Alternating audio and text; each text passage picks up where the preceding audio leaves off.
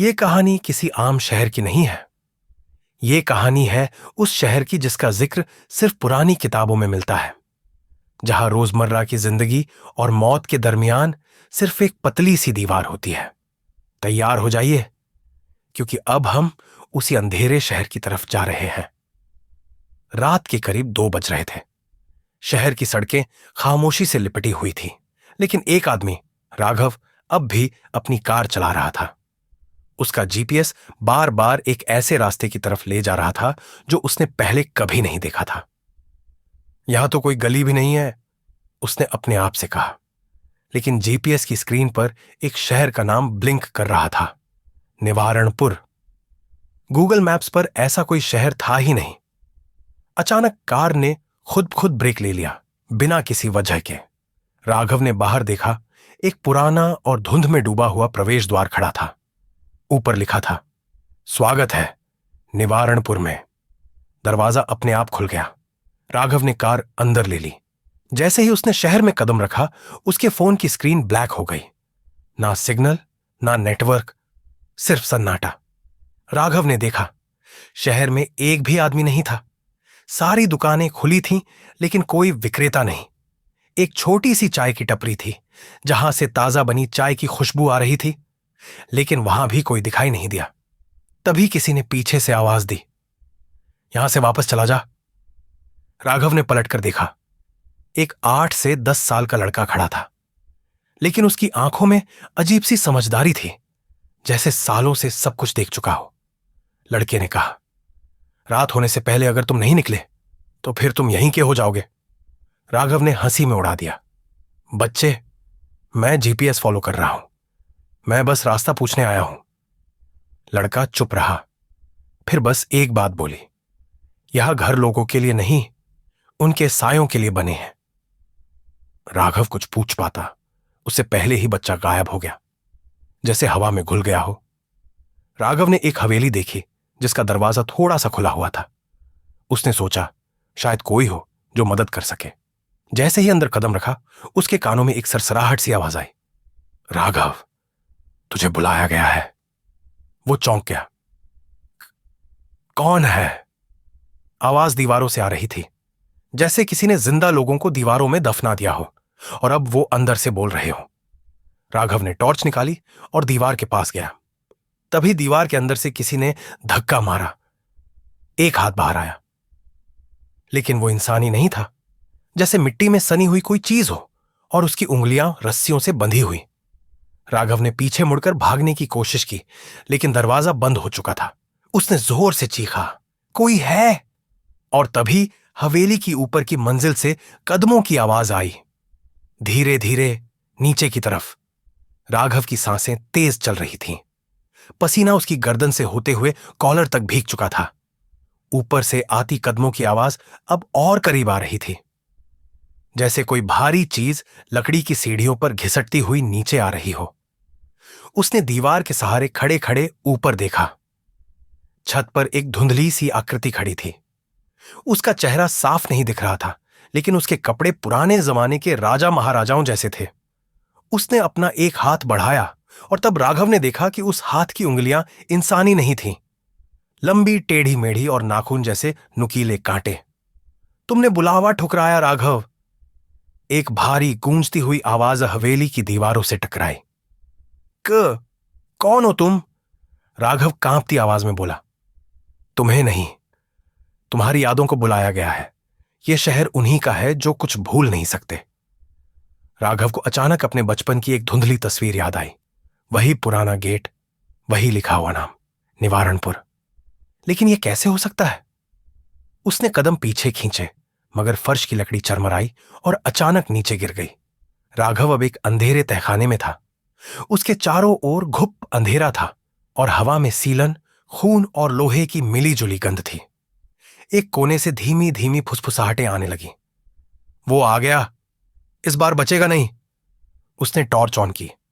सामने दीवार पर कुछ लिखा था, खून से लिखा हुआ, हर 27 साल में एक लौटता है ताकि बाकी कभी ना लौट सकें। राघव समझने की कोशिश कर ही रहा था कि दीवार के पीछे से फिर वही अजीब सी आकृति निकल आई, मगर इस बार उसका चेहरा साफ दिखा। वो राघव खुद था, लेकिन चेहरा बिगड़ा हुआ, आंखें लाल और मुंह से खून टपक रहा था। तू बाहर नहीं जाएगा, क्योंकि अब तू मैं है। और तभी उस तहखाने की दीवारें हिलने लगीं। राघव ने पूरी ताकत लगाकर एक पुराना लोहे का दरवाजा खोला। जैसे तैसे वो तहखाने से बाहर निकला, लेकिन बाहर का दृश्य पहले से भी ज्यादा डरावना था। अब पूरा निवारणपुर जल रहा था। हवा में राख उड़ रही थी और हर गली में लोग नहीं, परछाइयां चल रही थी, बिना चेहरों के, बिना आवाजों के, मगर उनकी आंखें राघव को घूर रही थीं। तभी उसे फिर वही बच्चा दिखा जो पहली बार मिला था। उसने कहा, मैंने कहा था रात होने से पहले निकल जा, अब बहुत देर हो चुकी है। राघव ने गुस्से से उसकी तरफ देखा। कौन हो तुम और ये सब क्या है? बच्चा मुस्कुराया। मैं वो हूं जो पहली बार नहीं आया, तुम जैसे कई आए, और अब सब यही हैं। इस बार सिर्फ नजारा बदल गया है, खेल वही है। राघव उस बच्चे को पकड़ने के लिए दौड़ा, लेकिन जैसे ही उसने उसे छुआ, बच्चा धुएं में बदल गया। हवा में एक ठंडी लहर दौड़ गई। तभी उसकी नजर एक खंडहर नुमा इमारत के भीतर रखे पुराने आईने पर पड़ी।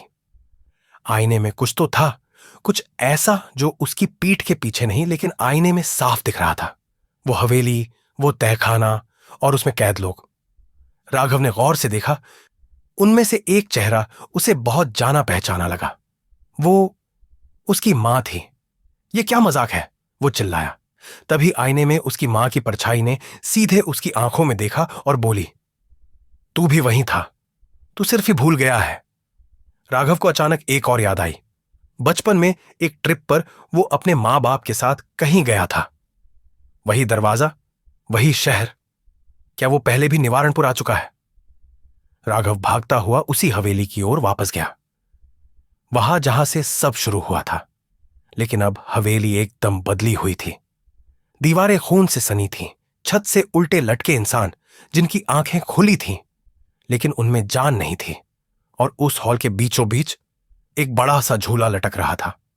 झूले पर वही बच्चा बैठा था, लेकिन अब उसका चेहरा साफ था। और वो बच्चा नहीं था, वो राघव खुद था, 7 साल का। मैंने कहा था ना, मैं तू हूं और तू मैं। राघव की आंखें चौड़ी हो गईं। उसे याद आने लगा कि बचपन में उसने इसी हवेली में किसी को धक्का दिया था। एक और बच्चा जो सीढ़ियों से गिरा और मर गया था। अब समझ आया, निवारणपुर उन्हें बुलाता है जिन्होंने किसी गुनाह को दफन किया होता है। लेकिन वो एक खेल था। हम बच्चे थे, राघव चीखा, पर उसने जान ले ली थी। और यहां मौत को उम्र की परवाह नहीं होती। हवेली की जमीन हिलने लगी, दीवारों से खून बहने लगा। झूले वाला बच्चा यानी बचपन का राघव धीरे धीरे काला होने लगा, आंखें जलने लगीं और उसने कहा, अब एक ही रास्ता है, या तो तू अपनी जगह किसी और को लाकर इस श्राप को सौंप दे, या यहीं रहकर बाकी सबका बोझ उठाता रहे। राघव पीछे मुड़ा और देखा, वही जीपीएस डिवाइस फर्श पर पड़ा था, फिर से ऑन हो गया था। स्क्रीन पर लिखा था, चूज एग्जिट एम्ब्रेस, और नीचे एक लाइन थी, हर दरवाजा बाहर नहीं ले जाता, कुछ सीधे नर्क की ओर जाते हैं। राघव ने कांपते हाथों से जीपीएस की स्क्रीन को छुआ और एक्सिट पर टैप कर दिया।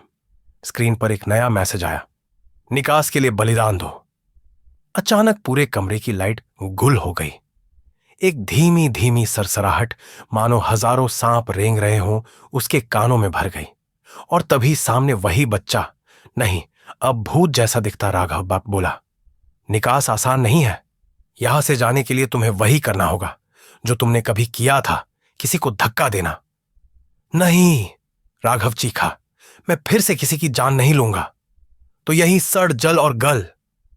छाया ने हाथ बढ़ाया और राघव के गले को जकड़ लिया। राघव ने अपने आसपास देखा। एक कोना जहां अंधेरे में कोई और खड़ा था, एक लड़की। कौन हो तुम? राघव ने लड़खड़ाती आवाज में पूछा। मैं रिया हूं, उसने कहा। मैं भी इसी जीपीएस को फॉलो करते हुए यहां आई थी, 4 दिन से फंसी हूं। राघव की आंखें भर आईं। तो क्या जीपीएस सिर्फ एक चारा है, लोगों को निवारणपुर खींच लाने का? रिया ने कहा, मैंने हवेली के पीछे एक सुरंग देखी थी, शायद वहीं से निकला जा सकता है। राघव को उम्मीद की एक किरण नजर आई। दोनों दबे पांव हवेली के पीछे पहुंचे। झाड़ियों में छिपा एक छोटा सा लोहे का दरवाजा था। रिया ने बताया कि वो एक सुरंग में खुलता है जो निवारणपुर की सीमा पार ले जाता है, लेकिन दरवाजा बंद था और उस पर लिखा था, केवल निर्दोष ही प्रवेश कर सकते हैं। तभी जीपीएस फिर से ऑन हो गया। स्क्रीन पर राघव का चेहरा और नीचे लिखा था, गिल्टी। रिया, इनोसेंट। रिया ने कहा, इसका मतलब मैं जा सकती हूं, लेकिन तुम नहीं। राघव चुप रहा, लेकिन तभी रिया ने मुस्कुराते हुए कहा, या फिर तुम मुझे धक्का दे सकते हो जैसे पहले दिया था। राघव पीछे हट गया। क्या? रिया की मुस्कुराहट अब बदल चुकी थी। उसके चेहरे पर वही अजीब डरावनी परछाई उतर आई थी। क्यों राघव? एक बार पहले तो किया था, अब पछतावा क्यों? क्योंकि तुम इंसान नहीं हो। रिया अब पूरी तरह बदल चुकी थी। उसकी आंखें काली और चेहरे पर वही सड़ांत जैसे तहखाने के मरे हुए। मैं वो बच्चा हूं जिसे तूने मारा था और अब मेरी बारी है। राघव जान चुका था, यह सुरंग नहीं, एक जाल है। वो दौड़ पड़ा हवेली की ओर, लेकिन अब वो रास्ते बदल चुके थे। हर गली एक भूल भुलैया बन गई थी और हर दीवार पर एक ही चेहरा बना हुआ था, उस बच्चे का जिसकी मौत का राज अब उजागर हो चुका था। और हर दिशा से एक ही आवाज आ रही थी, तेरे जैसे बहुत आए, लेकिन अब कोई बचकर नहीं गया। अचानक हवेली का मुख्य दरवाजा खुला। रोशनी की एक किरण अंदर आई। राघव भागते हुए उस दरवाजे की ओर गया। बाहर एक कार खड़ी थी, वही कार जिससे वो आया था, लेकिन स्टीयरिंग पर एक खूनी हाथ था। जीपीएस की स्क्रीन अब एक आखिरी मैसेज दिखा रही थी, exit unlocked, one last step. Raghav ने बगैर कुछ सोचे कार का दरवाजा खोला। जैसे ही वो बैठा, इंजन अपने आप स्टार्ट हो गया। जीपीएस स्क्रीन पर एक अजीब सा मैसेज चमकने लगा, बाहर का रास्ता शुरू होता है, अंदर से। राघव को समझ नहीं आया। कार चल रही थी, लेकिन सड़कों पर अब भी कोई नहीं था और बाहर सब कुछ एक अजीब सी धुंध में गुम था। तभी कार की खिड़की पर अचानक किसी ने दस्तक दी। राघव ने मुड़कर देखा। वो बच्चा था, वही जिससे सब शुरू हुआ था, लेकिन इस बार उसके चेहरे पर मुस्कान नहीं, सिर्फ एक गहरी उदासी थी। उसने धीरे से कहा, तू बाहर तो जा रहा है, लेकिन क्या तू अब भी वही है जो अंदर आया था? मतलब? राघव ने पूछा। तेरे गुनाह को इस शहर ने माफ नहीं किया, बस तुझे मौका दिया है। या तो खुद को माफ कर या फिर लौट कर किसी और को फंसा दे, जैसे तुझे फंसाया गया था।